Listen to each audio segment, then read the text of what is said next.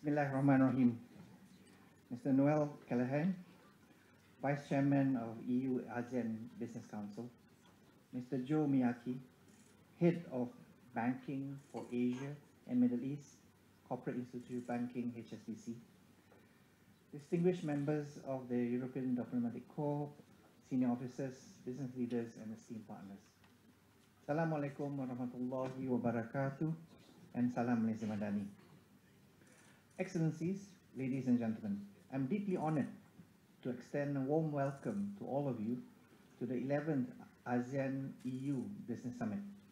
Since its inception in 2011, this summit has served as the foremost platform for substantive engagement between the government and industry. Malaysia is honored to host this summit during our ASEAN Chairmanship 2025, a pivotal moment as we shape ASEAN post-2025 vision, anchored in inclusivity and sustainability. Inclusivity means growth, not just creating markets, but lifting the small traders, the young entrepreneurs, the underserved, and the unseen. In turn, sustainability means more than climate consciousness, but continuity of opportunity, stability, and faith in institutions. Both are a call to plan with discipline, to invest with foresight, and to act with care. ASEAN is on track to become the fourth largest bloc by 2030, and with 2025 GDP projected to grow by 4.7%, surpassing the global average, we cannot be complacent. The global economic landscape is rapidly evolving, with higher economic and financial market volatility expected. ASEAN is confronted with a dual prospect, a challenge to overcome, but also an opportunity to seize. It signals a clear need for ASEAN member states to strengthen resilience, enhance collaboration, and progress further along the path of ASEAN economic integration. As we uphold our global trade commitments, deepening intra-ASEAN collaboration is essential to building a more self-reliant and resilient regional community. Distinguished guests, surrounded by global uncertainties, Malaysia's economy continues to demonstrate resilience. In the first half of 2025, our GDP grew by 4.4%, driven by services and manufacturing sector. Growth is projected to be between 4 to 4.8% for 2025, and inflation still is within range. We've seen it ease from 1.8% last year to 1.3% year to date. Unemployment also remains strong, with the unemployment rate moderating to 3% from 3.3% in May 2024, the lowest in a decade. Fiscal consolidation is progressing steadily. We are on track and are narrowing our fiscal deficit to 3.8% this year, and we continue to reduce burdens on new public debt. We've also seen at the same time our ringgit appreciate by 5.8% against the dollar, marking it as one of the region's strongest currencies.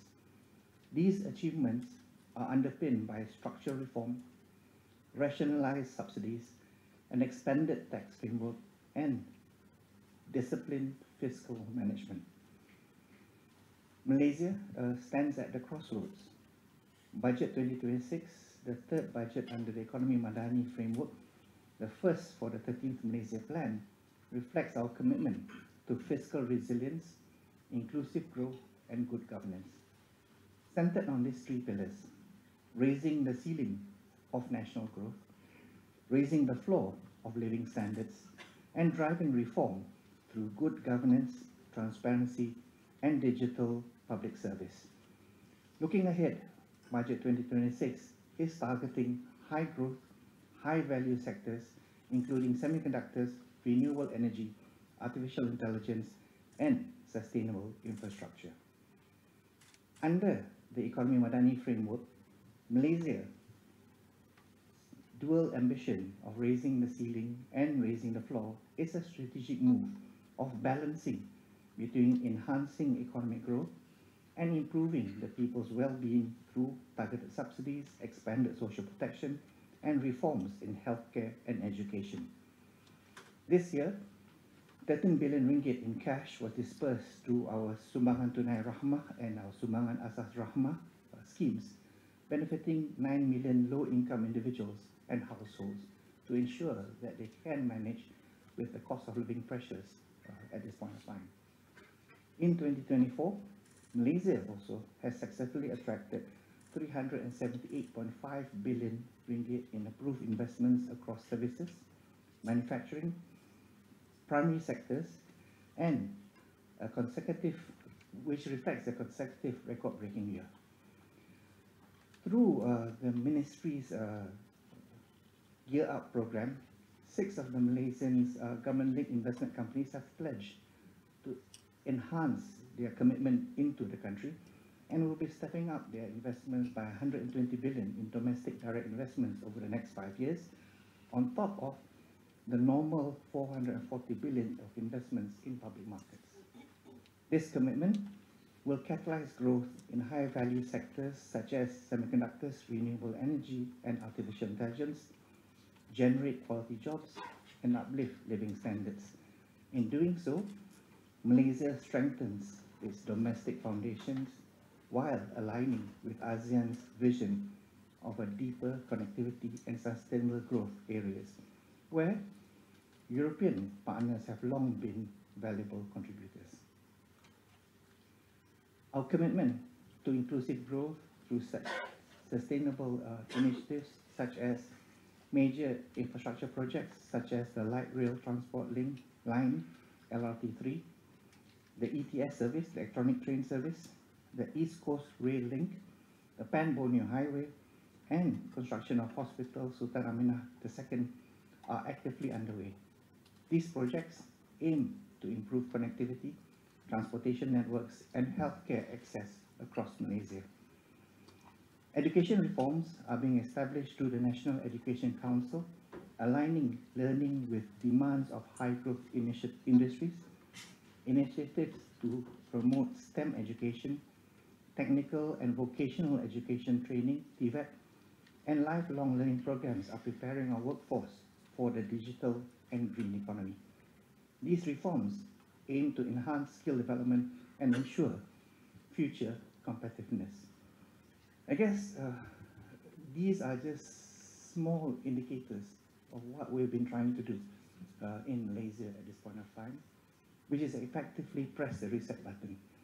In pressing the reset button, configure the economy to be able to lift up complexity, and in that same process provide better outcomes for our people along the way.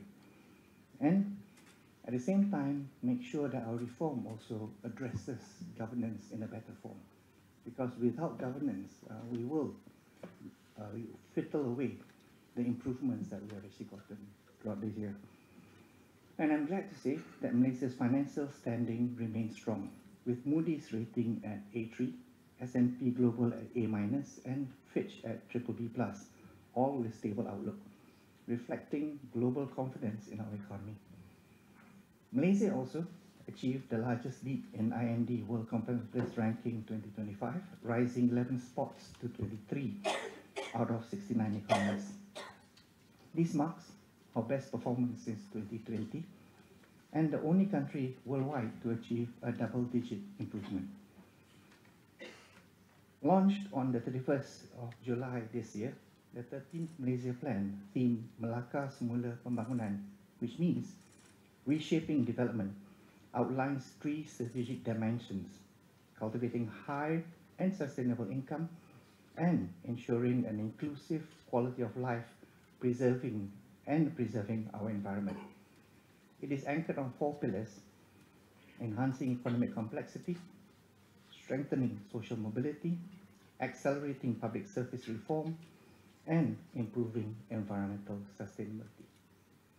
Between 2026 to 2030, Malaysia is projected to grow at 4.5% to 5.5% annually. This growth is supported by a total amount of 611 billion ringgit in development expenditure, with 430 billion from the government, 120 billion from the government-linked companies, and 61 billion from public-private partnerships. Our objective is to transform the country's economy through structural reform, focused on inclusive and sustainable growth to achieve a high-income nation by 2030. Malaysia's commitment to sustainability is evident, as renewable energy is set to comprise 31% of our national energy mix by 2030, 40% by 2035, and 70% by 2050. This is supported by the National AI Action Plan 2030 and the 67 billion in education reform aimed at empowering the workforce of tomorrow. We are also scaling sustainable finance flows and promoting ESG-linked investments, areas which EU leadership is globally recognized. At the same time, we remain committed to inclusive growth by empowering micro, small and medium enterprises, along with women and youth entrepreneurs, who are already contributing 38% of our GDP. The EU remains a key economic partner. In 2024, the EU was Malaysia's fourth largest trading partner, while bilateral trade has reached 45 billion US dollars. Moreover, the EU is also Malaysia's fourth largest export destination and third largest source of imports. Malaysia continues to track EU FDI, particularly in manufacturing, green technology, and digital economy. As negotiations for the Malaysia-EU trade agreement resume this November, we anticipate fresh opportunities in digital trade, green technology, transfers, and sustainable value chains. I'm optimistic that we'll come to a conclusion of the EU-Malaysia trade agreement soon. Distinguished guests, ASEAN's success today is built on policies and investments made over the past decades. But to sustain growth, ASEAN needs to anticipate the future and take a bold step forward. As the chair of ASEAN this year, Malaysia is committed to driving transformative economic deliverables in the region, which involves securing innovative funding mechanisms and solutions to support infrastructure initiatives like the ASEAN Power Grid and the carbon capture and storage projects. The ASEAN Power Grid aims to enhance energy connectivity and stability across member states while reducing our carbon footprints.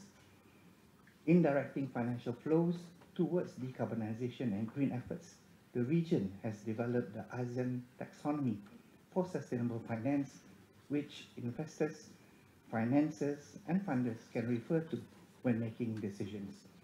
The fourth version of this is set to be released by the end of the year. We are also working closely with our ASEAN counterparts to promote market connectivity, improve cross-border capital flows, and strengthen the sustainability agenda. This includes initiatives such as the ASEAN Interconnected Sustainability Ecosystem, which enhances ESG transparency and comparability across exchanges, and the ASEAN Common Carbon Framework, which supports the development of the regional carbon markets. I guess what I've hoped to do in this troubled period that the world is in is actually reiterate a couple of key points.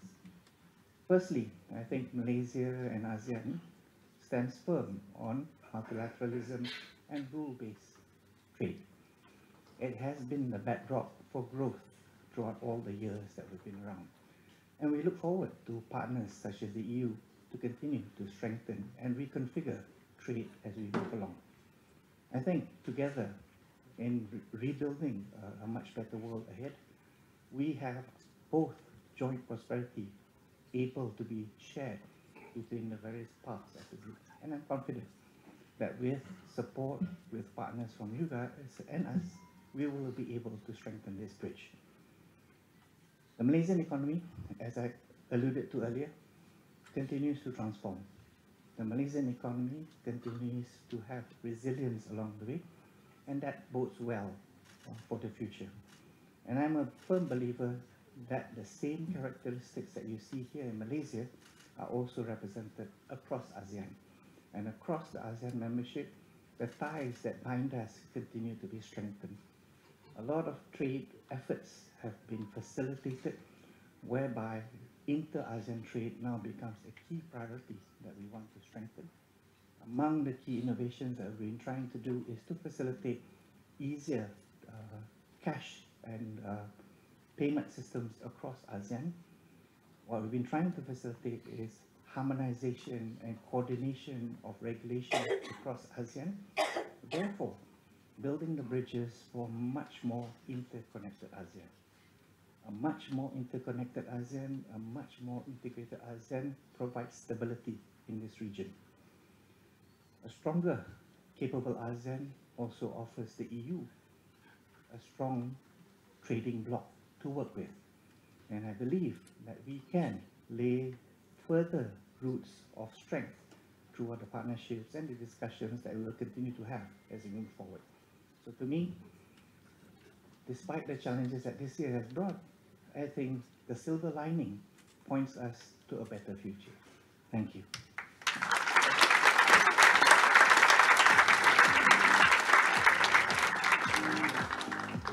Thank you. Thank you very much, Yang Berhormat Minister, for so clearly outlining and articulating Malaysia's vision for ASEAN's economic future. Ladies and gentlemen, may I kindly invite everyone who is attending to please stay in place for a 5-minute intermission as we are waiting on the arrival of the next VIP. Meanwhile, in the interim, may I invite only the European ambassadors to adjourn with Yang Berhormat Minister of Finance II for a photo opportunity in the foyer. Ladies and gentlemen, members of the audience, we are now, of course, awaiting in this 5-minute interim for the arrival of His Excellency Maroš Šefčovič, European Commissioner for Trade and Economic Security. Kindly please do stay seated. We will be with you again in just a few moments. Thank you all.